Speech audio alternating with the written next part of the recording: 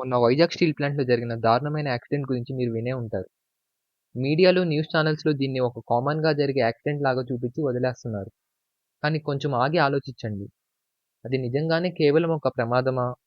లేదా కార్పొరేట్ లాభాల వేటలో కాస్ట్ కటింగ్ పేరుతో వర్కర్స్ ప్రాణాలతో ఆడుకుని చేసిన ఒక సిస్టమాటిక్ హత్యనా? ఈరోజు ఈ వీడియోలో ఆ మెయిన్‌స్ట్రీమ్ మీడియా చూపించని కొన్ని నిజాలు, దాని వెనుకున్న అసలు కారణాలు ఏంటో క్లియర్‌గా మాట్లాడుకుందాం. అసలు ఏం జరిగిందంటే సమాచారం ప్రకారం స్టీల్ ప్లాంట్‌లోని ఎస్ఎంఎస్-2లో కరిగిన ఇనుమును క్యాస్టర్ వద్దకు తరలిస్తుండగా సడెన్‌గా ఒక పెద్ద పేలుడు సంభవించింది. దానిలో 1500 డిగ్రీల టెంపరేచర్ పైన ఉన్న కరిగిన ఇనుము ఉంది. దానిని తీసుకెళ్తున్న లాడెల్ నుంచి అంటే ఆ బకెట్ నుంచి అక్కడ ఉండే కార్మికుల మీద, ఫ్లోర్ మీద పడింది. అంత వేడి ద్రవం అక్కడ కింద పడటంతోటి అది పైకప్పు తాకుతూ పెద్ద ఎత్తున మంటలు చెలరేగాయి.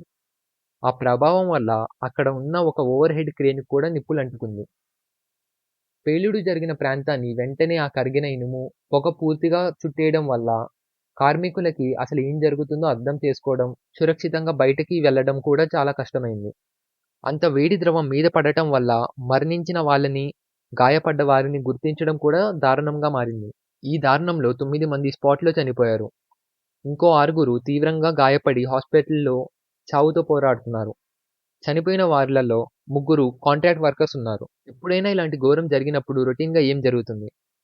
ఫ్యాక్టరీ ఇన్స్‌పెక్టర్స్ వచ్చి మేనేజ్‌మెంట్‌ది ఏం తప్పు లేదని, ఫ్యాక్టరీ రూల్స్ అన్నీ కరెక్ట్‌గానే ఉన్నాయి. ఇక్కడ కూడా అదే జరుగుతుంది. కానీ అసలు నిజం ఏంటో తెలుసా? కరెక్ట్‌గా ఒక సంవత్సరం క్రితమే ఇదే ప్లాంట్ వర్కర్స్ వైజాగ్ డిస్ట్రిక్ట్ కలెక్టర్‌కి క్లియర్‌గా ఒక లెటర్ రాసి ఇచ్చారు. లోపల సేఫ్టీ స్టాండర్డ్స్‌ని పూర్తిగా ఉల్లంఘిస్తున్నారని, మిషనరీ సరిగ్గా పనిచేయట్లేదని, గైడ్‌లైన్స్ ఎవరు ఫాలో అవ్వట్లేదని, ఇప్పుడైనా పట్టించుకోకపోతే పెద్ద ఘోరం అవుతుందని క్లియర్‌గా హెచ్చరించారు. కానీ ప్రభుత్వం గానీ, మేనేజ్‌మెంట్ గానీ ఏమైనా పట్టించుకుందా? లేదు. పూర్తిగా నిర్లక్ష్యం చేశారు. ఇక్కడ నుంచి వచ్చే పొల్యూషన్ వల్ల ప్రజా ఆరోగ్యానికి, తీర ప్రాంత జీవ జంతువులకి హాని కలుగుతుందని, దాని నివారణ గురించి అడిగినా, సేఫ్టీ ఆడిట్ చేయమన్నా ఇగ్నోర్ చేశారు. ఆ నిర్లక్ష్యం ఈరోజు 9 మంది ప్రాణాలు బలిగొనింది. అసలు మిషనరీ ఎందుకు ఫెయిల్ అవుతుంది?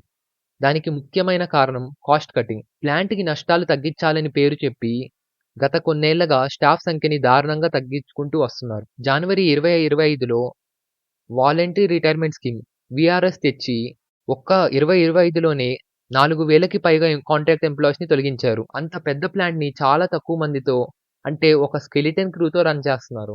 ఓవర్ బర్డెన్ వర్కర్స్‌తో, తక్కువ స్టాఫ్‌తో హెవీ మిషనరీని రన్ చేస్తే యాక్సిడెంట్ కాకపోతే ఏమవుతాయి? పైకి ఏమో ప్లాంట్‌ని ప్రైవేటైజ్ చేయలేదు అని 2024 ఎలక్షన్స్ తర్వాత మాటలు చెప్పినా గ్రౌండ్ లెవెల్‌లో జరిగిన పనులన్నీ పెద్దదారులకి, క్యాపిటలిస్ట్‌లకి లాభాలు రావడానికి మార్గాలు సుగమం చేసినట్టే ఉన్నాయి. దీనికి తోడు ఇప్పుడు ప్రభుత్వం తీసుకొచ్చిన 4 లేబర్ కోడ్స్ గురించి కూడా మనం గట్టిగా మాట్లాడుకోవాలి. మన ఛానల్‌లో మొదటి వీడియోలో ఈ 4 లేబర్ కోడ్స్ గురించి, వాటి వెనకాలున్న కార్పొరేట్ కుట్రల గురించి మొత్తం పూర్తిగా ఎక్స్‌ప్లెయిన్ చేశాం. ఒకవేళ ఆ వీడియో చూసి ఉండకపోతే పైన ఐకార్డ్స్‌లో లింక్ ఉంటుంది. ఈ వీడియో తర్వాత దాన్ని తప్పకుండా చూడండి. ఈ కొత్త లేబర్ కోడ్స్ వల్ల వర్కర్ సిట్యుయేషన్ ఇంకా దారుణంగా తయారవుతుంది. సేఫ్టీ స్టాండర్డ్స్‌ని పూర్తిగా పక్కకి పెట్టేశారు. రొటీన్‌గా జరిగే ఫ్యాక్టరీ ఇన్స్‌పెక్షన్స్‌ని తీసేసి కంపెనీస్‌కి తమ సెల్ఫ్ సర్టిఫికేషన్ చేసుకునే ఫ్రీడమ్ ఇస్తున్నారు. అంటే లోపల సేఫ్టీ సిస్టమ్స్ దారుణంగా ఉన్నా చెకింగ్ ఉండదు. వర్కింగ్ అవర్స్‌ని ఇష్టారాజ్యంగా పెంచడం, యాక్సిడెంట్స్ జరిగితే మేనేజ్‌మెంట్ మీద పెట్టే లీగల్ యాక్షన్స్‌ని వీక్ చేయడం. ఇవన్నీ ఈ కోడ్స్ తోటి లీగల్ అయిపోయాయి. రేపు పొద్దున్న ఇంకో పెద్ద ప్రమాదం జరిగినా యాజమాన్యాన్ని క్వెషన్ చేసే గొంతు లేకుండా చేస్తున్నారు. ప్లాంట్ గవర్నమెంట్‌ది అయినా, ప్రైవేట్‌దైనా అల్టిమేట్‌గా లాభాల వేటలో నలిగిపోతుంది. ప్రాణాలు కోల్పోతుంది కేవలం నార్మల్ వర్కరే. ఈ ధోరణి కేవలం ఈ స్టీల్ ప్లాంట్‌లోనే కాదు. ప్రతి ఫీల్డ్‌లో మాస్ లే ఆఫ్స్ చూస్తున్నాం. వర్కింగ్ అవర్స్ పెరుగుతున్నాయి. జాబ్ సెక్యూరిటీ పూర్తిగా వానిష్ అయిపోతుంది. కాంగ్రెస్, బీజేపీ, టీడీపీ, వైఎస్ఆర్‌సీపీ, జనసేన ఇలా ఏ పొలిటికల్ పార్టీ అయినా సరిగ్గా ఈ వర్కర్స్ రైట్స్ గురించి జెన్యూన్‌గా వాయిస్ రైజ్ చేస్తుందా? లేదు.